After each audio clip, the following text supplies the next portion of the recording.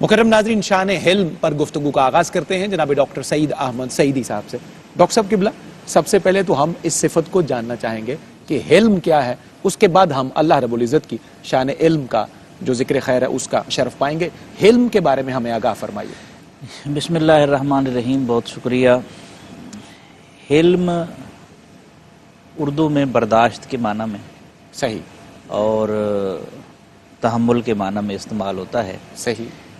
عربی زبان میں جب غضب اپنی انتہا کو پہنچا ہوا ہو اور قدرت بھی حاصل ہو، ایسی حالت میں اپنے اوپر ضبط کرنے کو حلم کہا جاتا ہے۔ اللہ اکبر، اللہ اور اکبر۔ یہ اللہ کی وہ صفت ہے جس کی وجہ سے یہ دنیا بچی ہوئی ہے۔ اللہ، ورنہ کمال ہے۔ جو مخلوق کرتی ہے، جتنا ظلم و ستم ہوتا ہے، یہ صفت حلم ہے جس کی وجہ سے دنیا کو بقا ملی ہوئی ہے۔ بالکل اور صحیح۔ یہ نظام کائنات چل رہا ہے۔ قرآن کریم میں کوئی کم و بیش 15 مرتبہ صفت حلیم کا تذکرہ ہوا ہے، اللہ اکبر، سبحان اللہ۔ اور جہاں بھی تذکرہ ہوا ہے اس میں سے میکسیمم مقامات وہ ہیں جہاں غفور کے ساتھ آیا ہے، یعنی حلیم غفور، اس کے بعد غفور حلیم، حلیم اللہ غفور اکبر، زیادہ تر۔ سبحان اللہ۔ اور اس کے علاوہ جہاں یعنی حلیم علیم بھی آیا ہے، غفور حلیم بھی آیا ہے، غنی حلیم بھی آیا ہے۔ سبحان اللہ، یہ بڑا خوبصورت نقطہ ہے اچھا ہے کہ واہ واہ، وہ غنی ہو کر حلیم ہے، یعنی غنی کہتے ہیں بے نیاز، بے نیاز، وہ بے نیاز ہو کر بھی حلیم ہے، اللہ، اور ہم نیاز مند ہو کر بھی حلیم نہیں بن پاتے۔ یہ اللہ یہ اکبر وہ کبیرہ۔ کیفیت ہے۔ ہائے ہائے ہائے، اور ڈاکٹر صاحب کیا جملہ عطا کیا ہے۔ اس سے اندازہ ہوتا ہے ہائے ہائے کہ اللہ کی صفت حلم جو ہے وہ ہمارے اوپر اگر صاحبان کی طرح نہ تنی ہوتی ہائے ہائے، تو کوئی چیز بھی زمین میں باقی نہ رہتی، اس اللہ۔ لیے کہ ہم نے کوئی کسر نہیں چھوڑی۔ حاکم شہر کی اس بند گلی کے پیچھے ہائے ہائے، میں نے ایک شخص کو خون اگلتے ہوئے دیکھا، اللہ، تم تو کہتے تھے کہ ہوتے ہیں درندے ظالم، میں نے انسان کو انسان نگلتے دیکھا۔ اللہ اکبر، جب نوبت اس حد تک پہنچ جائے تو یہ صفت حلمی ہے جو ڈھیل دیے جا رہی ہے، اور ہم اس ڈھیل کا ناجائز فائدہ اٹھاتے ہیں۔ اللہ کی پناہ مانگنی چاہیے۔ اللہ اکبر، اللہ اکبر۔ بہت شکریہ ڈاکٹر صاحب، بہت خوبصورتی سے آپ نے آغاز کیا۔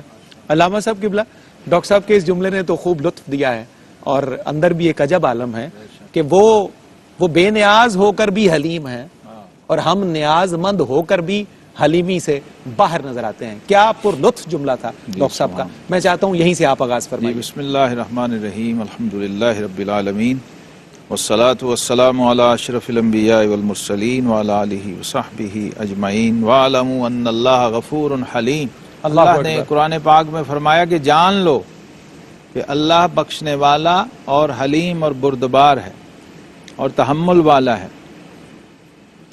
اب بات وہی ہے کہ اس کی شان حلم جو ہے، اگر یہ جلوہ گر نہ ہو تو نظام کائنات نہیں چل سکتا، نہیں چلتا۔ اللہ رب العالمین کی صفات کا ہم ذکر کرنے کا شرف حاصل کر رہے ہیں، اور ان صفات کے ذریعے ذات تک رسائی کی کوشش کرتے ہیں، اور ہمیں حکم بھی یہی ہے کہ اس کی ذات میں تفکر نہ کرو، اس کی صفات میں تفکر کرو۔ اللہ اکبر۔ تو جب صفات کی معرفت حاصل ہوتی ہے نا، تو پھر فرمایا گیا تخلقوا باخلاق اللہ، جو اللہ کی صفات ہیں ان کو اپنانے کی کوشش کرو، سبحان اللہ، اور ان میں اپنا حصہ ڈھونڈو، اللہ اکبر۔ اور پھر یہ بھی تلاش کرو کہ کون سی صفت سے تمہیں کوئی حصہ ملا ہے۔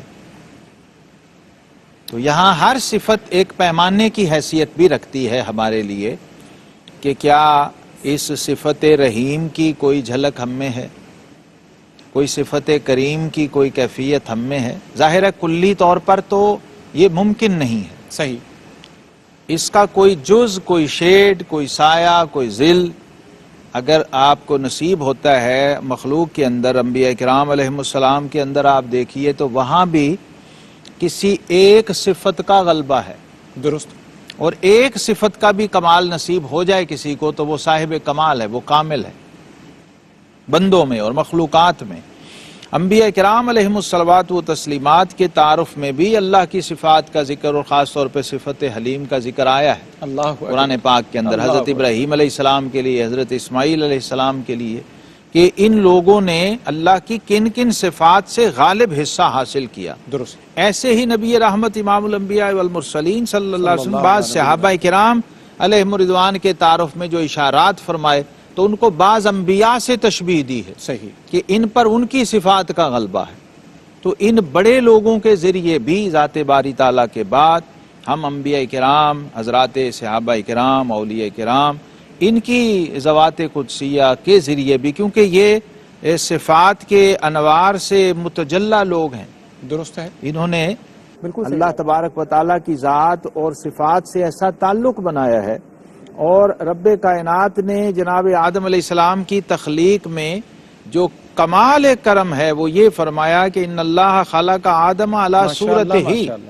جناب آدم علیہ السلام کو اللہ نے اپنی صورت پر پیدا کیا ہے، یعنی اپنی صفات کی مظہریت انہیں عطا فرمائی. صحیح. تو اس نسبت سے بھی، کیونکہ ہم آدم زاد ہیں صحیح. اور آدم کے بیٹے ہیں، تو باپ کی صفات میں سے بھی کچھ حصہ بیٹوں میں ملنا چاہیے، ہونا چاہیے. تو وہاں بھی صفت حلم آپ کو کار فرما نظر آتی ہے، کیونکہ نبوت کا کارخانہ بھی بغیر صفت حلم کے نہیں چلتا. اللہ اگر نبی پر غلبہ صفت حلم نہ ہو تو پھر نبوت. جناب نوح علیہ السلام کو آپ دیکھیے نا، آخر فائنلی انہوں نے کیا کہا، رب لا تذر علی الارض من الکافرین دیارا. اگر یہ نہ ہو تو پھر نظام الٹ جاتا ہے. ادھر رحمت للعالمین صلی اللہ علیہ وسلم کو دیکھیں تو آپ فرما رہے ہیں اللہم اہدی قومی فإنہم لا یعلمون. باوجود خون آلود ہونے کے بھی آقا کریم علیہ السلام دعا صلی اللہ علیہ اور صفت حلم کے کمال کا اظہار فرما. خوبصورت، ماشاءاللہ.